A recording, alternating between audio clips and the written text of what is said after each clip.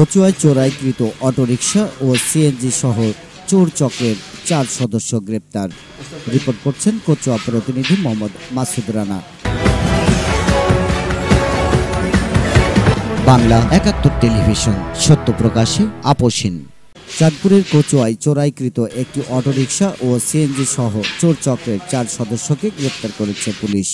শনিবার দুপুরে উপজেলা গোলবাহার এলাকা থেকে কচুয়া থানার এসআই যশোমন্ত মজুমদার সঙ্গীয় ফোর্স নিয়ে তাদেরকে গ্রেপ্তার করেন। গ্রেপ্তারকৃত আসামিরা হলেন হাইমচর উপজেলার দক্ষিণ বগুলা গ্রামের বিলাল হোসেন, মোতাহিদের ছেলে মাসুম হোসেন, মুন্সিগঞ্জ জেলার লোহজং উপজেলার বালিগাঁও গ্রামের খলিলুর রহমানের ছেলে বাবু শিকদার, মতলব উত্তর উপজেলা বেলতলি গ্রামের মান্নান মিয়ার ছেলে রমজান, কচুয়া উপজেলা পলাশপুর শিলবাড়ির মৃত ইন্দ্রলাল চন্দ্র শীলের ছেলে রিপন চন্দ্র শীল। জানা যায় কাদলা ইউনিয়নের কচুয়া কাশিমপুর সড়কের গোলবাহার চৌরাস্তা বাবুলের বাপের ব্রিজের উপর থেকে স্থানীয় লোকজন একটি চোরাই ব্যাটারি চালিত অটোরিকশা সহ 4 জনকে আটকের পর কচুয়া থানা পুলিশকে অবহিত করলে ঘটনাস্থলে পুলিশ গিয়ে একটি সিএনজি ও অটোরিকশা জব্দ করেন। কচুয়া থানার ওসি মোহাম্মদ মিজানুর রহমান বলেন, সিএনজির পিছনে চোরাই অটোরিকশা দড়ি দিয়ে বেঁধে চোর চক্র বিক্রয়ের উদ্দেশ্যে নিয়ে যাচ্ছিল।